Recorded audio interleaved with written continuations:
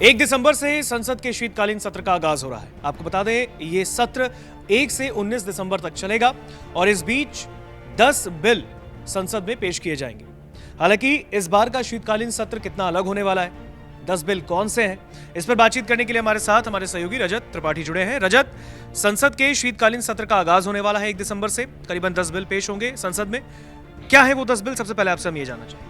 और उन 10 बिलों की हम बात करें तो सबसे पहला आता है एटॉमिक एनर्जी बिल। आपको बता दें कि 10 बिलों में ये सबसे खास बिल है और खास बात ये है कि एटॉमिक एनर्जी बिल में प्राइवेट कंपनियों को भी न्यूक्लियर पावर प्लांट लगाने की अनुमति मिल पाएगी। तो मतलब अब तक गवर्नमेंट का एक तरीके से आधिपत्य होता था, लेकिन अब प्राइवेट कंपनियां भी न्यूक्लियर पावर प्लांट लगा पाएंगी। इसके अलावा आपको बता दें कि अब तक जो है देश में सारे न्यूक्लियर पावर प्लांट सरकार के कंट्रोल वाली कंपनियों जैसे कि NPCIL के जरिए ही बनाए जाते हैं। नए बिल में संशोधन के बाद चाहे वो भारतीय हो या विदेशी, दोनों कंपनियां मतलब निजी कंपनियां हैं एक तरीके से, चाहे वो भारत की हो या विदेशी हो, दोनों न्यूक्लियर पावर प्रोडक्शन में आ सकेंगी।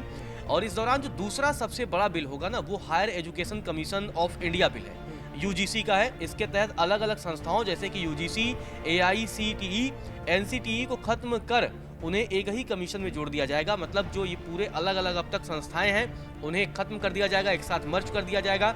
आपको बता दें, अब एक एक करके बताते हैं, उसके बाद एक एक बिल की खासियत भी बताएंगे, जिससे दर्शकों को ये समझने में भी आसानी हो जाए कि आखिर ये जो बिल है वो महत्वपूर्ण क्यों है, आपके जीवन में इसका प्रभाव क्या पड़ेगा और सरकार जो ला रही है उसका उद्देश्य क्या है। ये सबसे पहले हम आपको ग्राफिक्स के जरिए बताते हैं। पहला बिल है atomic energy bill 2025, higher education commission of India दूसरा बिल है। इसके अलावा नेशनल हाईवे अमेंडमेंट बिल है, इसमें सुधार लिया जा रहा है। कॉर्पोरेट लॉ अमेंडमेंट बिल है 2025, securities market code bill SMC 2025 है।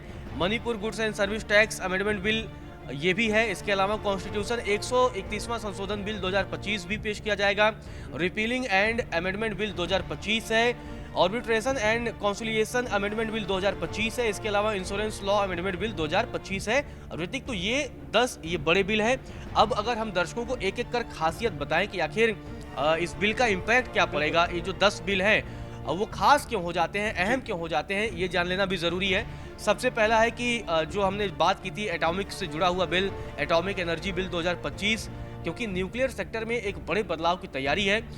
जो जानकारी दी गई है लोकसभा की तरफ से, उसके मुताबिक एनर्जी एटॉमिक बिल भारत में परमाणु ऊर्जा के इस्तेमाल, कंट्रोल एंड रेगुलेशन से जुड़े प्रावधानों को नया फ्रेमवर्क देगा। मतलब एक बड़े बदलाव की तैयारी है। इसमें प्राइवेट कंपनियों को भी अब भागीदारी दी जाएगी, हिस्सेदारी दी जाएगी और पहली बार ऐसा होगा कि इसमें न्यूक्लियर के एरिया में बिल्कुल एंट्री पहली बार प्राइवेट कंपनियों की मिलेगी।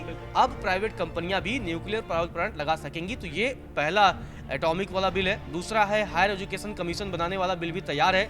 सरकार दरअसल इसका मकसद, सरकार का जो मकसद है कि higher education commission of India bill पेश करेगी और इसका उद्देश्य यही है कि कॉलेज और यूनिवर्सिटी को अधिक फ्रीडम देना और सिस्टम को पारदर्शी बनाना है।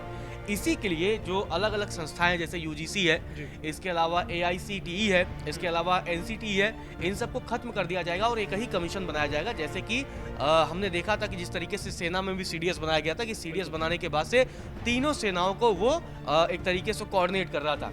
इसके अलावा जो हाईवे को लेकर बिल है, क्योंकि हाईवे भूमि अधिग्रहण तेज होगा। सरकार की मंशा है कि लगातार देश में हाईवे का जाल और तेजी से बिछाया जाए। हमने देखा भी है कि पिछले 10-12 सालों में जिस तरीके से भारत में हाईवे निर्माण बहुत तेज हुआ, इसके लिए नितिन गडकरी को बहुत श्रेय जाता है। और इसी वजह से अब जमीनों के मामले में, क्योंकि भाई हाईवे बनाने के लिए जमीन चाहिए, इसीलिए भूमि अधिग्रहण को लेकर ये बिल है। नेशनल हाईवे संशोधन बिल उसी की प्रक्रिया में आएगा और ये तेज और अधिक पारदर्शी होगा, जिससे नेशनल हाईवे प्रोजेक्ट में देरी कम हो। मतलब कई बार हाईवे आ जाते हैं ऋतिक की, अगर वहाँ पर भूमि अधिग्रहण नहीं हो पाता है, चाहे वो राज्यों की मदद से हो या कई और वजह होती है, तो उस वजह से प्रोजेक्ट में देरी होती है, हाईवे के निर्माण में देरी होती है। और देरी होने से क्या होता है कि भाई यात्रियों को भी कहीं ना कहीं दुविधा होती है, उन्हें भी सुविधा नहीं मिल पाती। इसके अलावा सरकार के खर्चे भी बढ़ते हैं, तो इसीलिए इसमें किया जाएगा।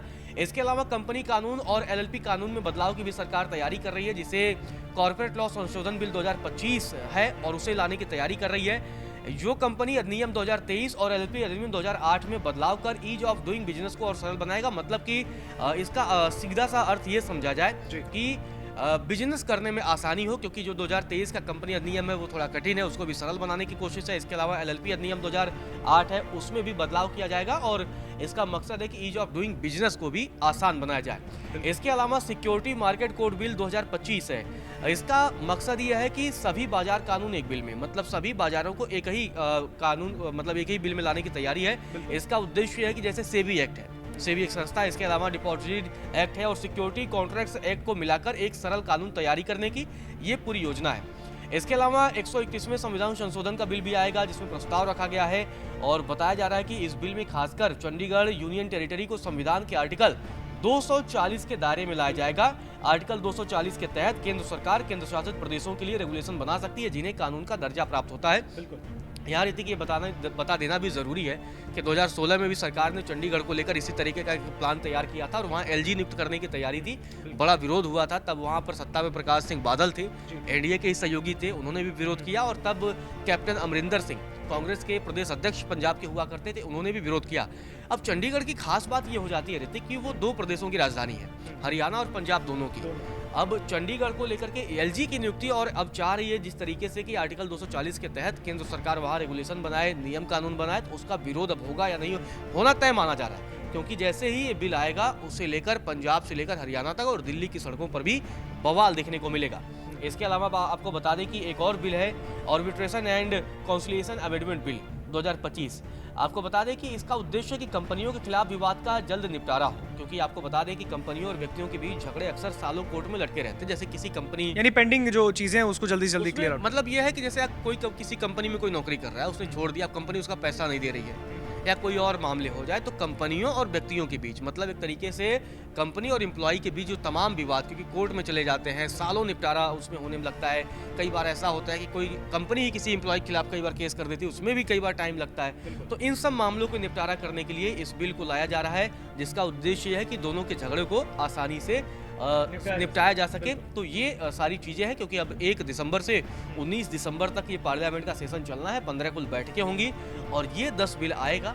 अब इन 10 बिल पर पूरे देश की नज़रें रहेंगी और हमने तो दर्शकों को बता दिया, तो उन्हें आसानी से ऋतिक समझ में भी आ गया होगा ये बिल कौन कौन से हैं और इसका उद्देश्य क्या है। बिल्कुल, देखिए जिस तरीके से रजत ने बताया है, संसद के शीतकालीन सत्र जो है वो 19 दिन चलेगा, यानी 1 से 19 दिसंबर तक। इसमें करीबन 15 बैठकें होंगी और आपको बता दें इसमें 10 बिल जो संसद में पेश किए जाएंगे, इसको रखा जाएगा, जो लगातार आपको एक एक करके पॉइंटर्स के हिसाब से ग्राफिक्स के जरिए हमने आपको बताने की कोशिश की। हम उम्मीद करते हैं कि आपको ये तमाम जो खबर अभी आपको बताई गई है वो आपको समझ में आया होगा। तो इस बार का जो संसद का शीतकालीन सत्र है वो काफ़ी महत्वपूर्ण भी होने वाला है इन 10 बिलों को लेकर भी। अब देखना होगा कि इस सत्र में क्या कुछ और नया निकल कर सामने आएगा।